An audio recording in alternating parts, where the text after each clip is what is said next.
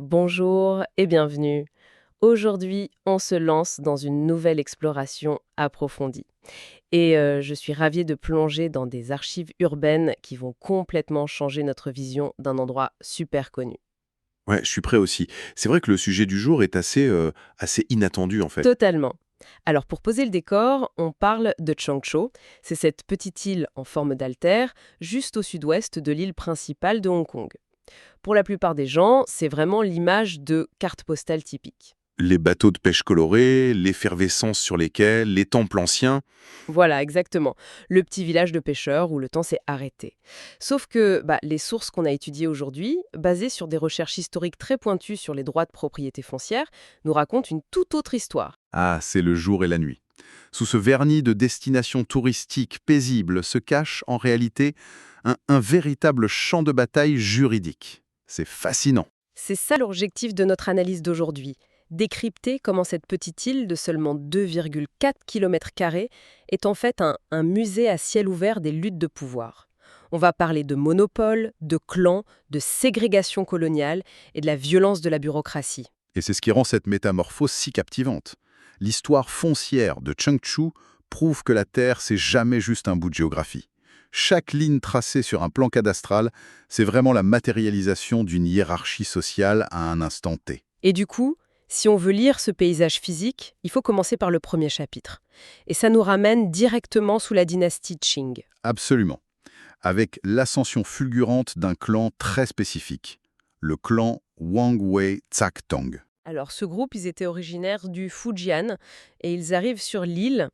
Et là, ils obtiennent du gouvernement impérial un droit exclusif pour gérer le territoire. C'est ça. Ils agissaient pas du tout comme de simples résidents, c'était de véritables mandataires pour la cour impériale. Ils collectaient les impôts, maintenaient l'ordre et surtout, ils contrôlaient l'accès à la terre. Un monopole total. Et logiquement, on pourrait se dire que ce monopole allait s'effondrer en 1898 quand l'Empire britannique arrive et signe le bail des nouveaux territoires. C'est là que ça devient intéressant, parce que l'administration coloniale britannique se retrouve face à un dilemme classique. Comment tu gouvernes un nouveau territoire sans vider tes propres ressources administratives?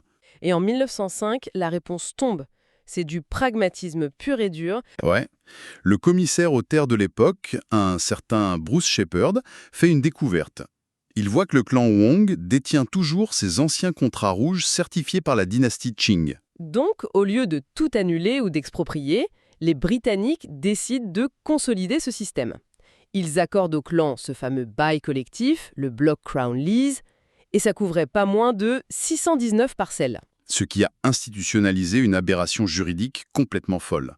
Le système du deuxième propriétaire. Il faut vraiment imaginer la scène pour les familles de pêcheurs de l'époque. Ces gens construisaient leurs maisons de leurs propres mains, achetaient les briques, le bois. Mais il devait payer un sous-bail permanent au clan Wong. Et le clan reversait la moitié de cet argent au gouvernement britannique pour garder le reste. C'est ce que les textes décrivent avec cette formule presque poétique, mais super brutale, la séparation entre l'os de la terre et la peau de la terre. J'adore cette métaphore. L'os, c'est la propriété pure du sol et la peau, c'est le droit d'usage. Et ce dédoublement a littéralement gelé le développement du centre de l'île pendant presque un siècle. Parce que chaque transaction, la moindre petite vente, ou même pour prendre une hypothèque, il fallait l'approbation formelle du clan Wang Wai Tsaktong.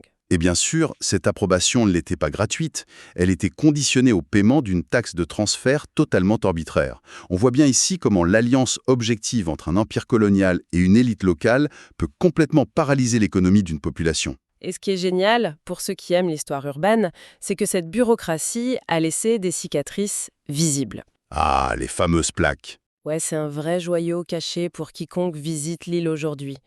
Quand on se promène dans les rues hyper denses du centre, comme Canning Street ou Tai Sound Street, si on lève les yeux au-dessus des vitrines modernes, on peut voir un détail. Des plaques d'immatriculation cadastrale avec le préfixe DD CC Lot. Voilà, démarcation de district Cheungchao. C'est pas juste un vieux truc administratif, c'est la trace directe de ce bail collectif de 1905 qui est toujours gravé sur les murs. Ça montre à quel point la bureaucratie a une inertie monumentale. Mais pendant qu'on avait ce féodalisme économique sous-traité dans la plaine commerçante, il y avait une autre dynamique spatiale qui se mettait en place. Beaucoup plus haut. sur les hauteurs de l'île. Exactement.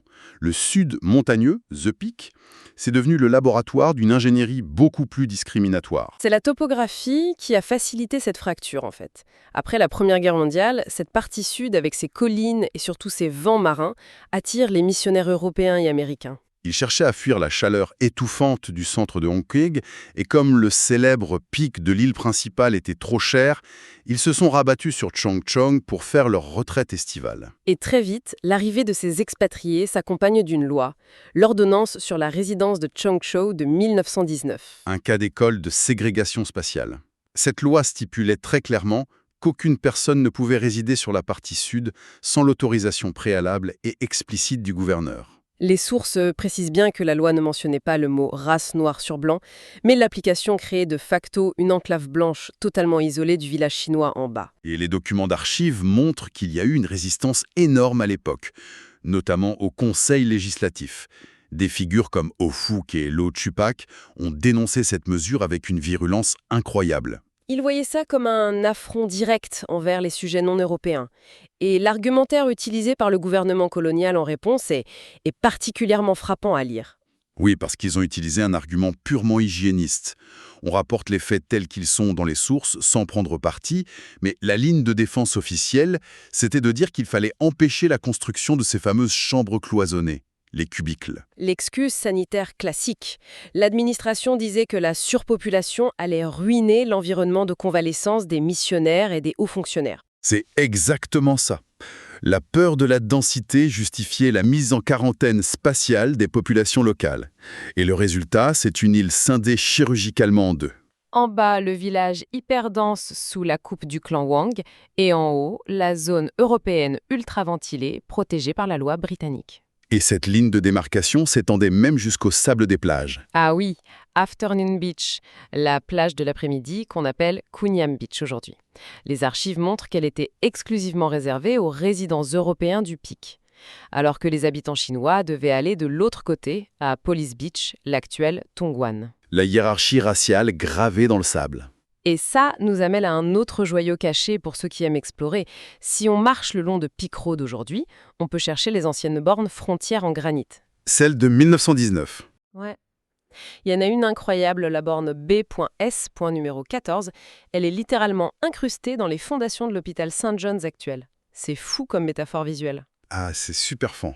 Les institutions de santé d'aujourd'hui reposent physiquement sur les marqueurs d'une ligne de ségrégation. Et un peu plus loin, il y a le jardin de prière. C'est l'ancien campement des missionnaires presbytériens néo-zélandais. Ça préserve vraiment l'empreinte de ces premiers colons. Mais tu vois, cette superposition de pouvoir britannique et de monopole de clan, ça soulève une question hyper importante sur ce qui se passait avant. C'est vrai. Avant les géomètres britanniques, comment les gens vivaient ensemble ? Comment on maintenait l'ordre sans un État fort pour dicter les règles ? Eh ben, nos recherches mettent en lumière un système de gouvernance de l'ombre vraiment fascinant. Le concept des 4 montagnes. Alors, c'est pas du tout des vraies montagnes géographiques. Non, pas du tout. C'est une alliance informelle entre les 4 grands groupes dialectaux de l'île. Les Cantonais, les Hoklo, les Teochew et les Hakka. Parce qu'il y avait un vide étatique sous la dynastie Qing à cet endroit-là, donc ces communautés devaient créer leurs propres règles de régulation sociale. Et le vrai centre administratif, le cœur battant de ce système, c'était pas une mairie, c'était le temple de Pak Tai. Le Yukfui Kong. L'autorité légale venait en fait de l'autorité divine. C'est là-bas qu'on prenait les décisions sécuritaires et économiques. D'ailleurs, on a des preuves documentaires à l'intérieur même du temple, des stèles en pierre qui datent de 1863 à 1870. Faut vraiment aller voir ces stèles. Elles parlent de la création d'un bureau de la défense qui était autofinancé par les marchands pour repousser les pirates.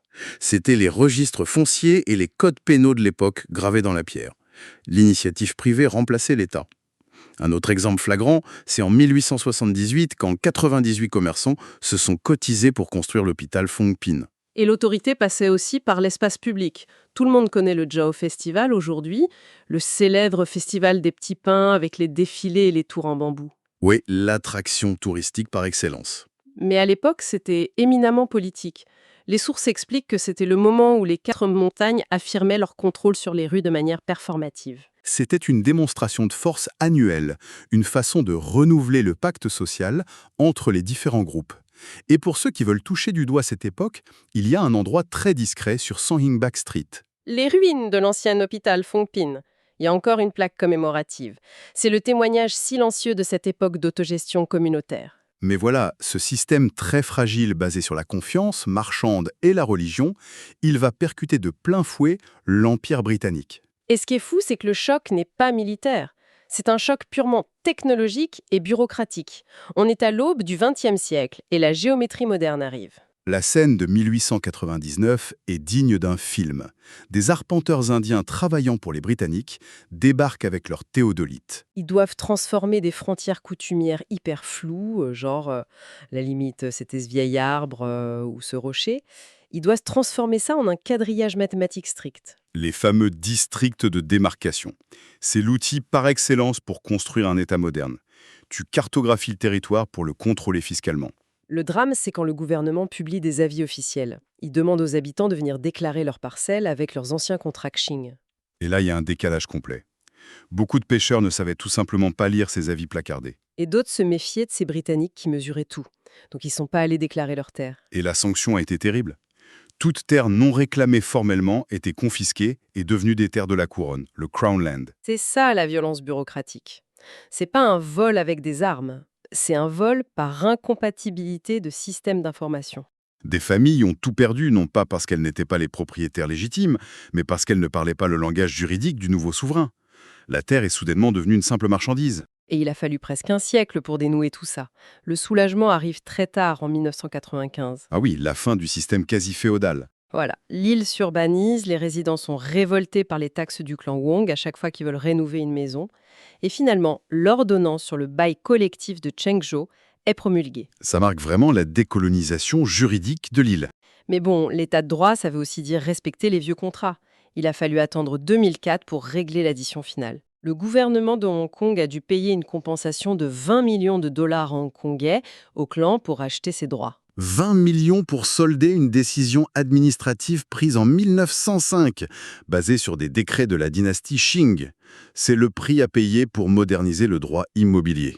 Et d'ailleurs, l'épilogue de toute cette saga, il se trouve dans un bâtiment super banal sur St. Hing Prior Street. Le bureau du registre foncier. Exactement. Derrière ces guichets ordinaires, c'est là que la victoire des habitants est devenue réelle.